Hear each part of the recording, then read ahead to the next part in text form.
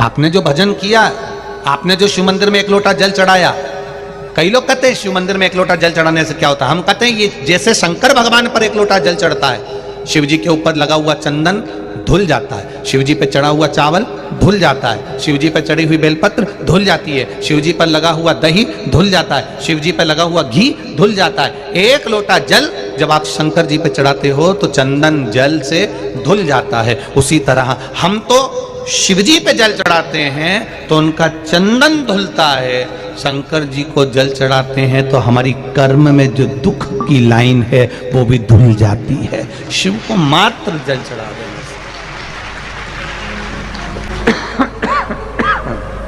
केवल जल समर्पित कर देना।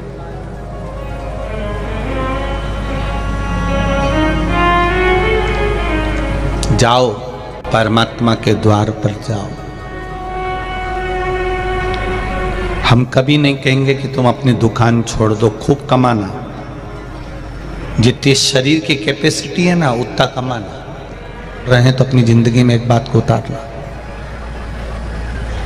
कमरे में बैठकर कितना भी रो लेना, दुख तुम पर है, तकलीफ तुम पर है, कष्ट तुम पर है, दुख तुम पर है, कर्जा तुम पर है।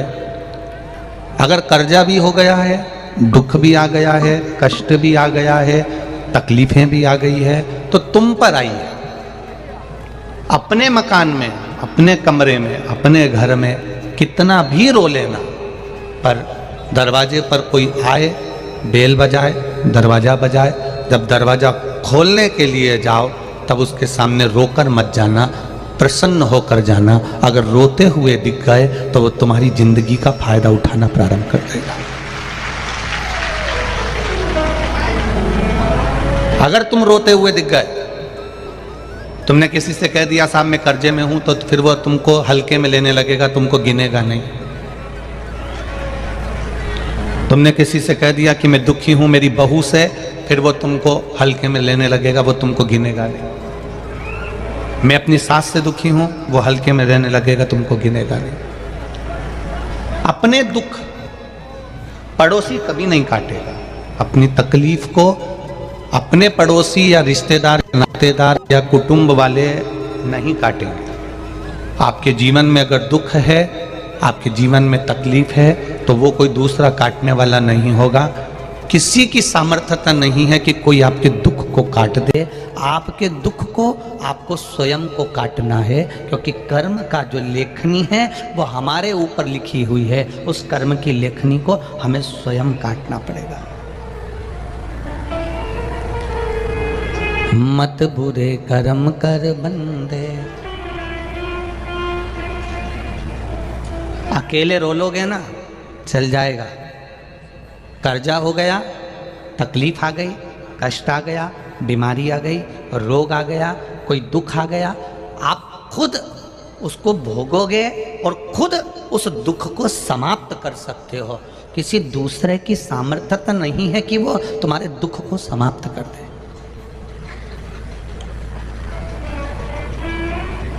कोई दूसरा तुम्हारे दुख को समाप्त नहीं करेगा। हम कह दें कि कोई आपसे कह दे कि सियोर वाला महाराज दुख को समाप्त कर देगा, तो मत मानना। दुनिया में कोई ऐसा महाराज नहीं जो तुम्हारे दुख को समाप्त कर दे। अगर कोई ढोंग करे, प्रपंच करे, छल करे तो वो उनका वो जाने, पर किसी की सामर्थ्यता नहीं है कि कोई तुम्हारे दुख को समाप्त कर दे। तुम्हारे दुख को तुम्हें स्वयं समाप्त करना पड़ेगा। जब हम अपने कर्म को करते करते करते करते भगवान को समर्पित होकर करेंगे तो भगवान उस कर्म का फल देना प्रारंभ करेगा और फिर धीरे धीरे दुख कटना प्रारंभ हो जाएगा। किसी की सामर्थ्यता नहीं।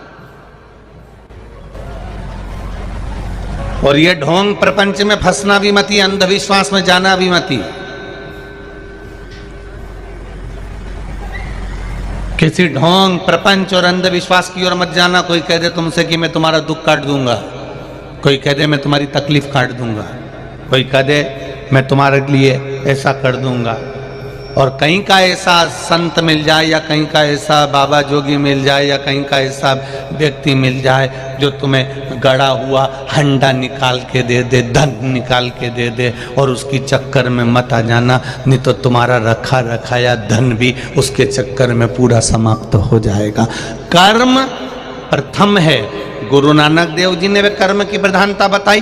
भगवान कृष्ण देवाधिदेव महादेव को चढ़ती। बाकी के समय अभिषेक में अगर ब्राह्मण देवता पूजन करा रहे हैं तो तुलसी की मंजरी का भाव आता है, मंजरी का भाव आता है। मैं नहीं चढ़ूंगी तुमको। अब शिव जी का चढ़ा हुआ जल, गणेश जी का चढ़ा हुआ जल तुमने तुलसी जी में चढ़ा दिया, सर्प के डसे का दोष लग जाता है, उसी को काल सर्प दोष कहते हैं। ये पहले नहीं होता था, क्योंकि पहले घर के बाहर वृक्ष लगे होते थे, पेड़ लगे होते थे, तो पहले के लोग भगवान के स्नान का जल तुलसी में कभी नहीं डालते थे। पहले के लोग भगवान के स्नान का जल पेड़ों में डालते थे, वृक्षों में डालते थे। अब आज के जमाने में किसी के मकान में इतने वृक्ष नहीं है कि वो वृक्षों में ले जाकर डाल दे, और डालते भी नहीं है, डालेंगे तो वो तुलसी में ही डालेंगे, डालेंगे तो तुलसी में। अंतर होता है, और यही तो हमारे संस्कार हैं,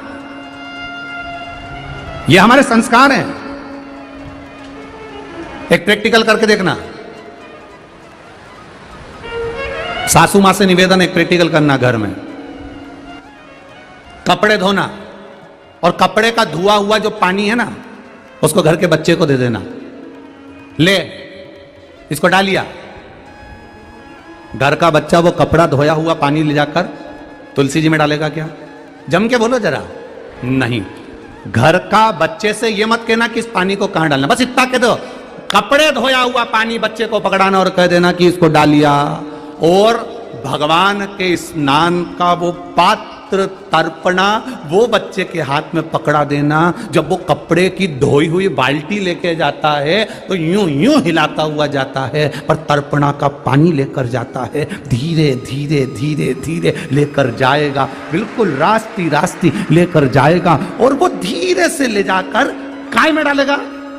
तुलसी जी में डालेगा। ये हमारा सनातन धर्म का संस्कार है,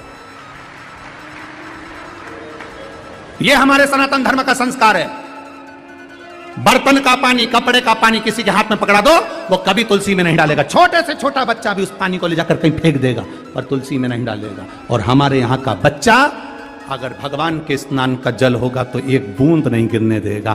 दादी ने कहा धीरे धीरे लेकर जाएगा, आराम से लेकर जाएगा, गिरने नहीं दूंगा। और उससे बन भी नहीं रही तो भी चढ़ चुढ़ा के तुलसी में तो डाल देगा। ये मेरे भारत की भूमि का संस्कार करता है, ये सभ्यता है सनातन धर्म की, ये संस्कार है सनातन धर्म। करा भजन,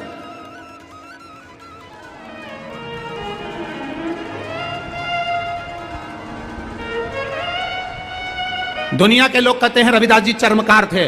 शिव महापुराण की कथा कहती है भजन करने वाला, कीर्तन करने वाला, मंत्र जाप करने वाला, भगवान की भक्ति में डूबने वाला कौन समाज का होता है किसी को नहीं मालूम, क्योंकि वो भगवान का होता है। जो भगवान का होता है उसका जात नहीं पूछी जाती कि कौन जात का है, वो तो भगवत भजन करने वाला है। मैं भारत की भूमि के जितने चर्मकार हैं, भारत की भूमि के जितने चर्मकार हैं, जितनी चर्मकार समाज के लोग हैं, उनको आज साधुवाद देता हूं। आपको गौरव होना चाहिए, आपके गुरु गंगा के घाट पर नहीं गए।